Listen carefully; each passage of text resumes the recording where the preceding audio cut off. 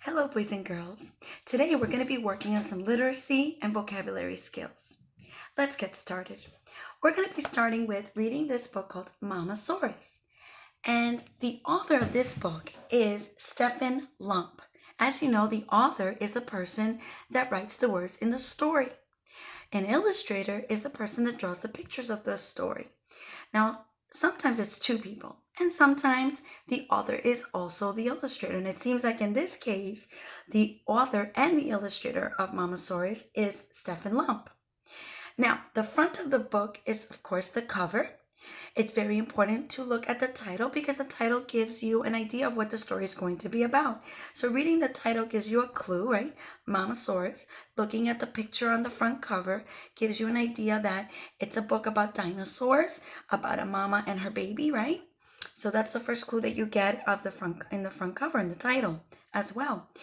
Looking on the side of the book, you'll see that it has a spine. A spine is what holds up the pages of the book, just like the back of you, right? Just like you have a spine that holds you up, books also have spines. And of course, the back cover, which sometimes the back cover will also have other illustrations, or sometimes it'll even give you information about the author, or on the back page. And in this case, there is no information on the author.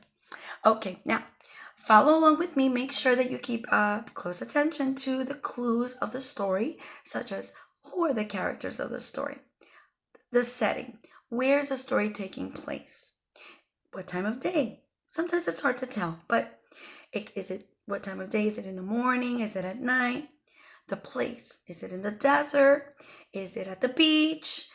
Where is it? Is it indoors? Is it outdoors? So keep those things in mind. And of course the characters, because you're going to be doing a small activity that's in your packet, which is beginning, middle, and end. So you're going to be sequencing the story for me. It's like a little mini report for you to follow up after you read the story. Now feel free to hear the video over and over as many times so that you understand the parts of the story better. And as well as looking at it on YouTube, there's other people that read the story as well if you want to check it out and get another take on this same story.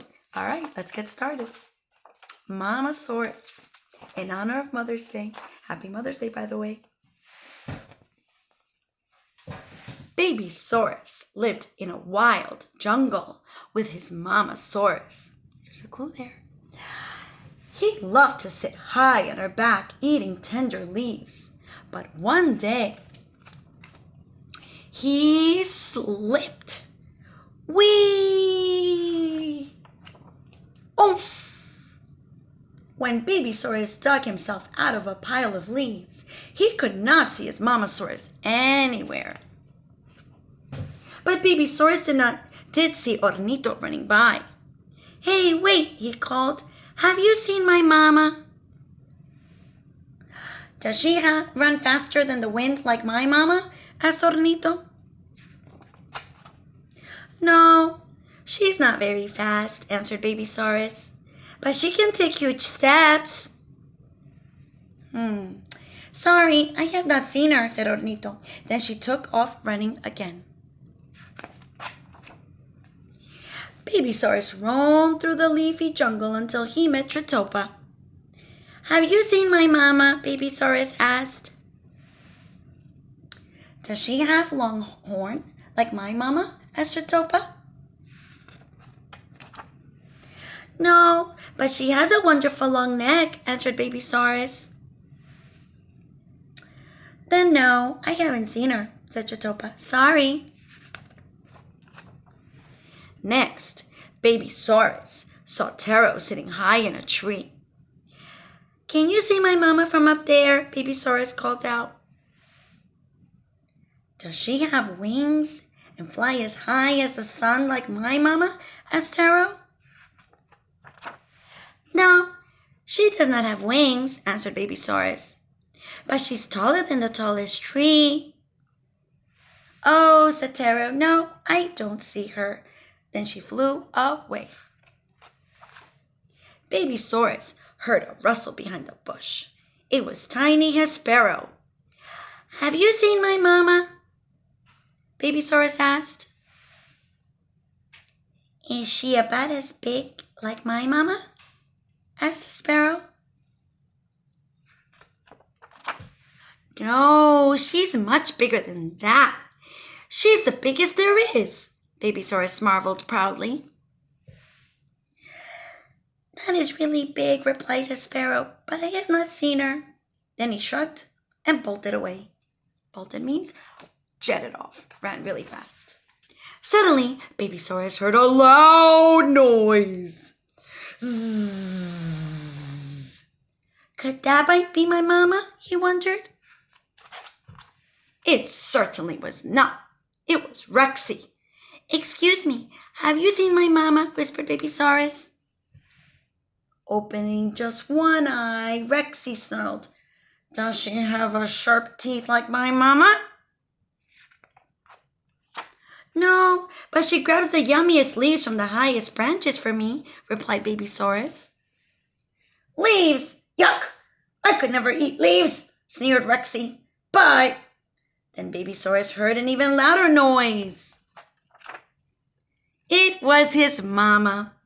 There you are. I was searching all over for you, she said, giving Babysaurus a kiss.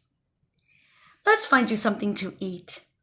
A salad is also nice from time to time, whispered Rexy as he rushed off. Guess he changed his mind. Hooray! Cheered Babysaurus. You are the best Mamasaurus in the whole jungle. The end. I guess he loves his mama so much. Hope you enjoyed that story, boys and girls. Remember to look for the setting. What happens at the beginning? What happens at the middle? What happens at the end? Talk about some of the characters that you saw during the story. And we learned a little bit about some of the characteristics of some of those dinosaurs. All right, the next thing we're going to do is we're going to talk about homographs. Now, moms and dads, you can make index cards from the internet. You can print out pictures of words. What are homographs? They're words that sound the same. They're spelled the same. Well, sometimes they sound differently, but they're spelled the same way, and they mean different things. So let me give you an example. For example, if you have these two words, okay? This little boy here, he dove, right? Dove. And then, of course, here is a dove. Dove. Now, they're spelled the same way, D-O-V-E. So, dove, dove. So, there's an example of a homograph that you can make with your children so they can practice vocabulary. Here's another one. Match, right? Match. So, these cards match, and this is a match. This is a noun, right? And here you're doing an action word, right? You're matching things that are alike. So, match. Here we go. Roll. A bread roll, and then you're rolling some dice. So again, two different ways to use the word roll. They mean different things, but they're spelled the same. Here we have another one, an ocean wave, right? But here the person is waving with their hand, right? Wave. But here's an ocean wave. All right, here's another one. Ball and ball. So this is a ball that you bounce up and down, and this is a ball that you go to, like a party, a special party where you're dressed up. So you can go like Cinderella's ball, right? Rock. So it's a rock that we studied, right? It has minerals in it, and then rock, like when you play the music and you play rock and roll music. So there you go. Two ways to use rock. Sink. So you have. Here's a sink where you wash your hands, and here the boat is sinking into the water, right? So there you go, two words to use, sink. Letters. Letters like the ones that you write on a piece of paper when you're writing someone a letter, right? That you're thinking about them. And then letters of the alphabet. Here we have, seal. So here's a seal, like the animal, the ocean animal. And then here we have a seal that you place on an envelope, right? Like the old-fashioned times, you used to put a seal. All right, fly. So this little person is flying up with their balloons. And then you got a mosquito fly, right? So there's two ways to use fly. Here we have bow and bow. So like a bow and arrow. And then you have a bow that you wear. Here we go, box and box. Like when you do boxing, it's a sport, right? You box, you wear the gloves and you box, you hit one another, and then a cardboard box, right? So I'm giving you some examples here that you can make at home. Tie. Here they're tying a knot, and here you're wearing, the daddies wear their ties, right? Around their neck for their suits. change, change. So change as in coins, like pocket change. And then change, like the mommy is changing her clothes, right? She's wearing different things. Trunk, trunk. So a trunk is something that you put, that you store things in, right? And then the elephant trunk. And trip, trip. So if you're going on vacation, another word for vacation is a trip. Here, if you stumble, if you fall down, that would be another way of saying tripping, right? Okay, row. A row of ducks. That means it's a straight line, right? Here we have a row of ducks, and here the little girl is rowing the boat.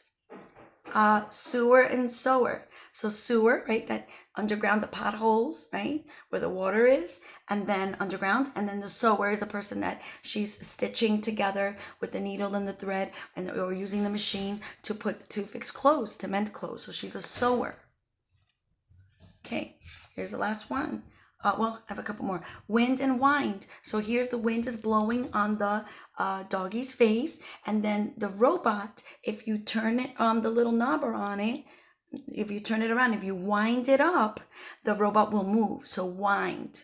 So you would say wind, wind. Tear, tear.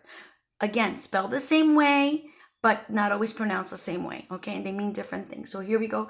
You have the clown. He's having a tear because he's crying, he's sad. And here you are tearing the paper. You're ripping it. Another way of saying is you're tearing the paper. Crane, crane. So this is a kind of bird called a crane. And then in construction, these heavy metal objects, these machines that carry these heavy concrete pieces, okay, are cranes.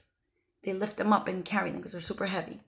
Down, down. So a special pillow is made with goose feathers. So that's called down.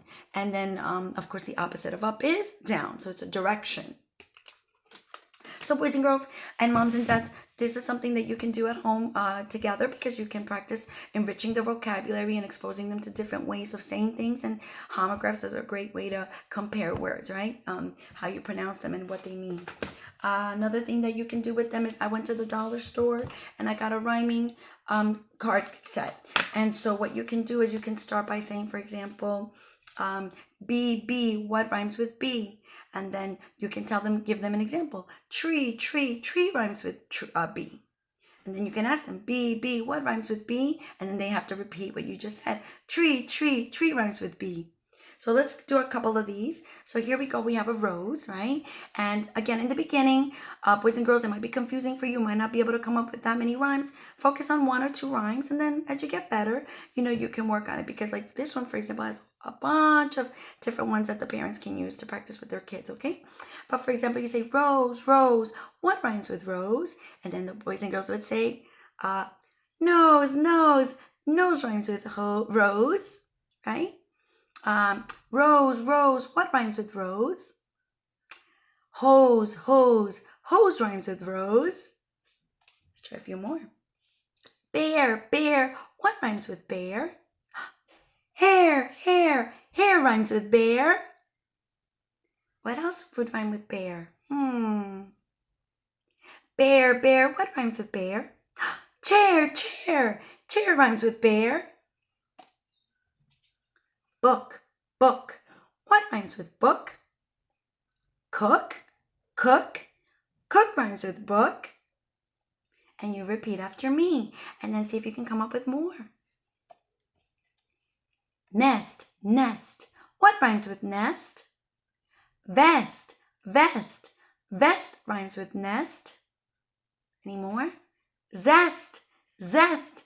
Zest rhymes with nest. Cat, cat. What rhymes with cat? Hat, hat. Hat rhymes with cat. Any more? There's plenty of them in there.